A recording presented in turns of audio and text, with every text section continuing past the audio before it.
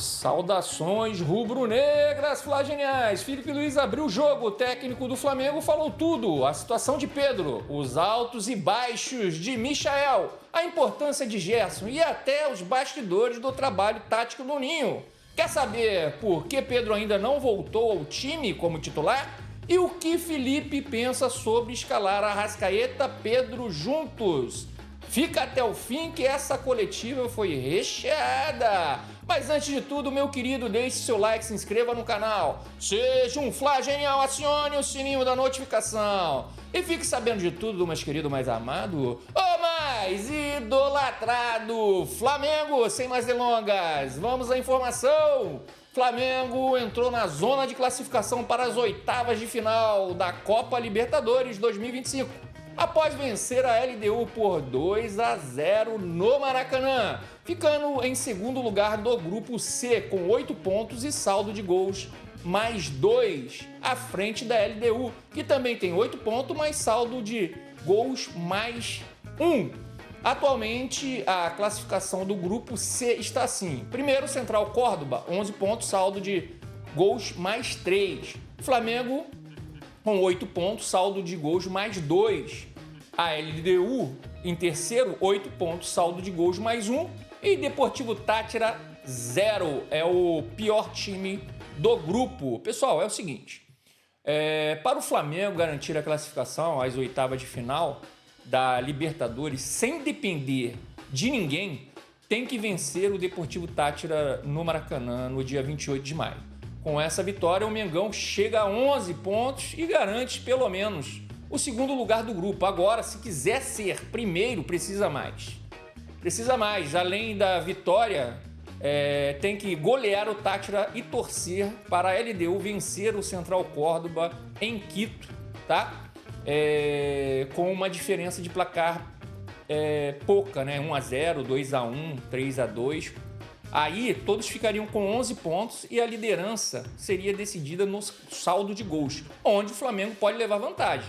Mas se empatar, aí complica. Só passa se a LDU não vencer o Central Córdoba. E se perder, a vaga vai depender da derrota da LDU, tá? Em Quito, lá na altitude para o Central Córdoba, e do saldo de gols. Ou seja, estamos na zona de classificação e com controle para passar em segundo do grupo C. E só fazer o dever de casa no Maraca para garantir essa classificação. Se golear, pode ser que passe em primeiro do grupo se a LDU ganhar com um saldo pequeno do Central Córdoba em Quito. Situação de Pedro. Felipe foi claro, Pedro não está fisicamente no nível dos companheiros, apesar de estar liberado clinicamente e ter atuado bem. A intensidade do modelo de jogo exige 100% de todos. Felipe afirmou que tem desejo de escalar Pedro, mas não abre mão da intensidade coletiva. Arrascaeta e Pedro juntos? Felipe foi direto. Sim, eles podem jogar junto, como já fizeram em 2022. Fomos campeões juntos. Mas hoje o Arrasca está na melhor forma dos últimos 5, 6 anos. E Pedro precisa chegar nesse nível. Ou seja, a questão não é se eles funcionam juntos, mas sim a forma física de Pedro. Ele precisa alcançar o ritmo de Arrascaeta, Michael e os demais. Para o técnico do Flamengo não existe mágica. Jogar a cada 3 dias, estar no nível dos companheiros é outra história. Depende dele aproveitar cada minuto para atingir esse nível. Pessoal, o Pedro é espetacular. Um centroavante de nível europeu, a gente vem falando aqui no canal, sem dúvida nenhuma. Mas como eu já disse aqui também, e quem me acompanha até o fim dos meus vídeos sabe, porque às vezes as pessoas tomam as conclusões, mas não assistem até o final do vídeo. Então eu peço até aqui agora, assista os vídeos até o final, para você realmente saber aqui qual que é a visão e a ideia que o canal tem sobre e as posições que o canal tem sobre determinados assuntos, tá?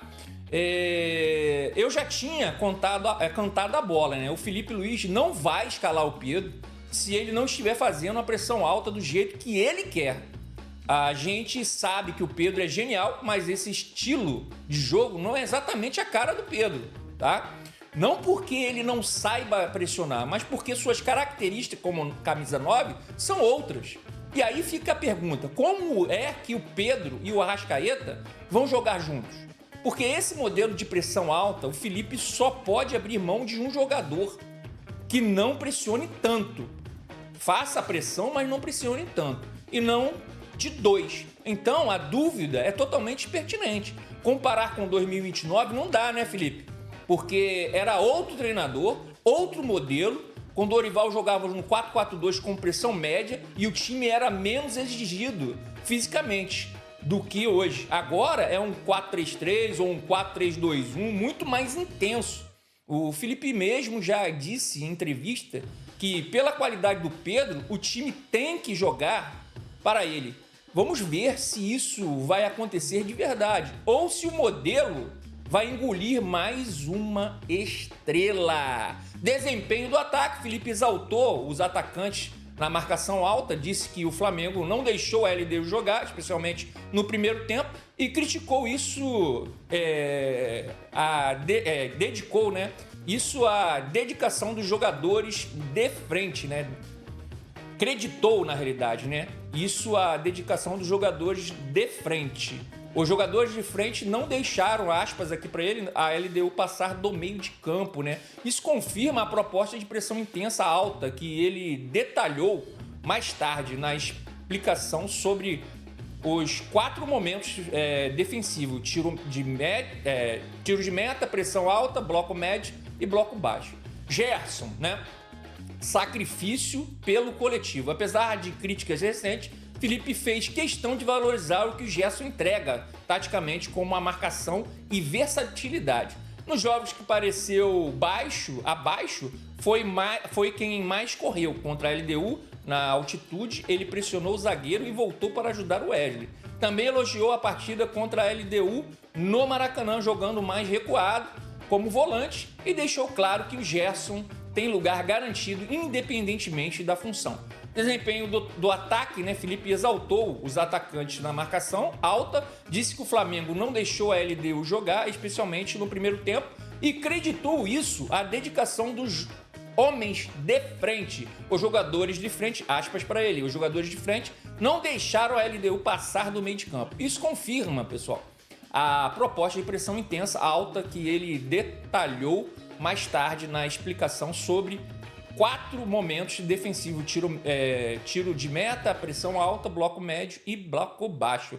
Tática, marcação em 4 fases. Felipe mostrou que sua ideia de jogo vai muito além da simples pressão alta. Pressão do tiro de meta, já falou aqui, pressão alta, bloco médio, né? Quando o adversário rompe a pressão, e bloco baixo, recuo total. Todos têm que saber fazer as 4 fases. A intensidade muda, mas a função tática é para todos. Pessoal, ele quer um time que sabe o que fazer em cada zona de campo, mantendo a organização coletiva, mesmo quando não está com a bola. Em relação aos elogios do técnico, né?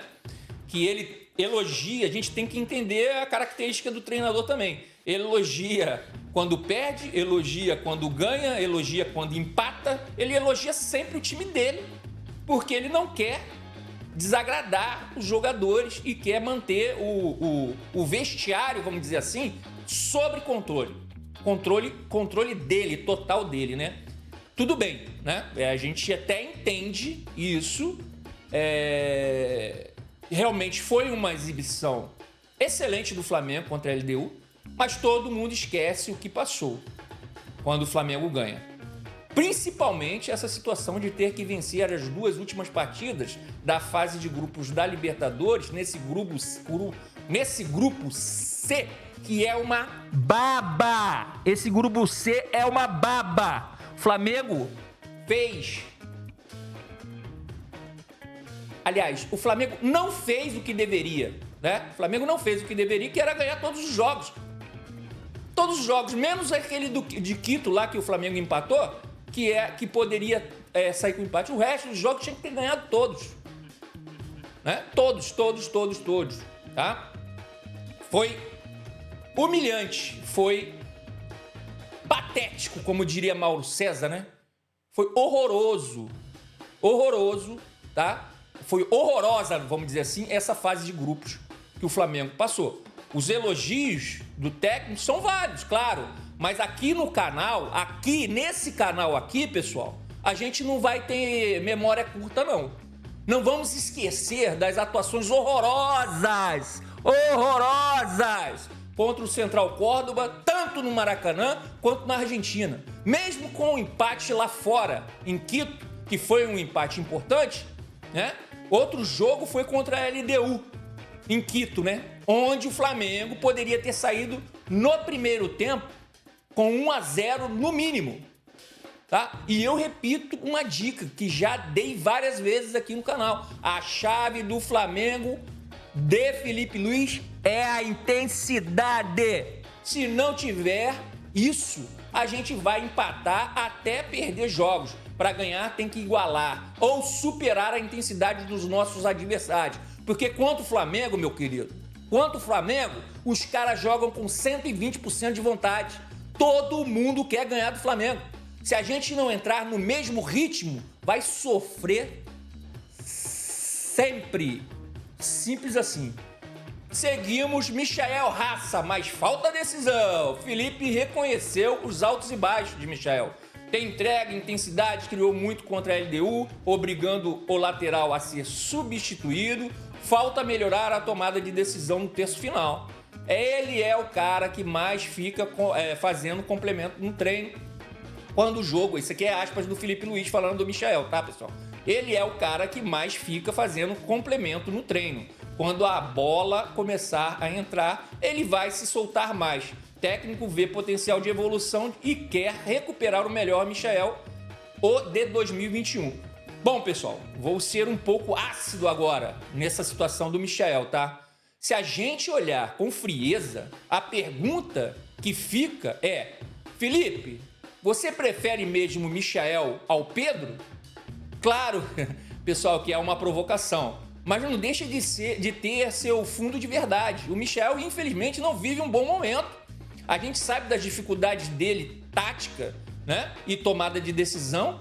E o Felipe continua insistindo nele. Não é porque ele foi bem contra o Bahia, tá? Que de repente ele elevou o nível do seu futebol. Aqui no canal a gente não vai mudar a opinião só por causa de um bom jogo. A gente precisa de atacantes com cheiro de gols. E por isso a gente continua batendo na tecla. É preciso reformular o nosso setor ofensivo. E sobre o Luiz Araújo, eu já tinha falado. Voltou a jogar na sua posição, aberto pela direita, e voltou a render bem. Às vezes, o simples funciona melhor do que ficar inventando. Tem jogador que se adapta, como o nosso Coringa, né, o Gerson, mas tem outros que não. E aí a responsabilidade do técnico é entender isso e usar cada peça onde ela rende mais. Tá? Seguimos aqui, parceria com o Rodrigo Caio. Rodrigo Caio entrou na comissão técnica após a saída de Daniel Alegria. Felipe valorizou a presença de alguém respeitado pelo elenco e com leitura tática. Aspas para o Felipe aqui. Ele está ajudando nas bolas paradas. Jogadores respeitam muito a pessoa íntegra que ele é. Esse movimento, né, mostra que Felipe quer ex-jogadores influentes e inteligentes ao seu lado. Um reforço dentro da comissão técnica, né? Eu realmente espero, pessoal, que o Felipe, na realidade o Rodrigo Caio, né, mesmo sem a experiência necessária como auxiliar, consiga fazer um bom trabalho, né?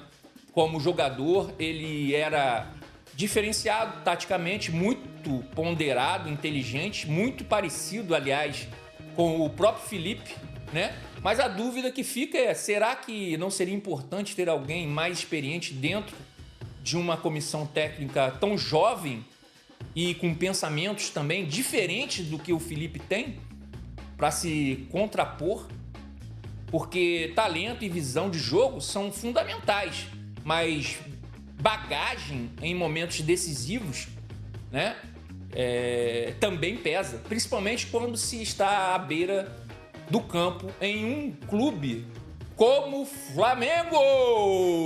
Bem, pessoal, vamos ficando por aqui. Obrigado. Obrigado por flamengar comigo. Crédito GE, lance, coluna do Fla, site 90 minutos, UOL, Bola VIP, Mundo Bola. E não se esqueça, meu querido, antes de tudo, deixe seu like, se inscreva no canal, seja um Fla genial. Acione o sininho da notificação e fique sabendo de tudo, mais querido, o mais amado, o mais idolatrado Flamengo. E lembrem, o único rubro-negro que existe é o Flamengo, o resto é tudo vermelho e preto. Que Deus ilumine os passos de todos nós. Saudações rubro-negras e até mais!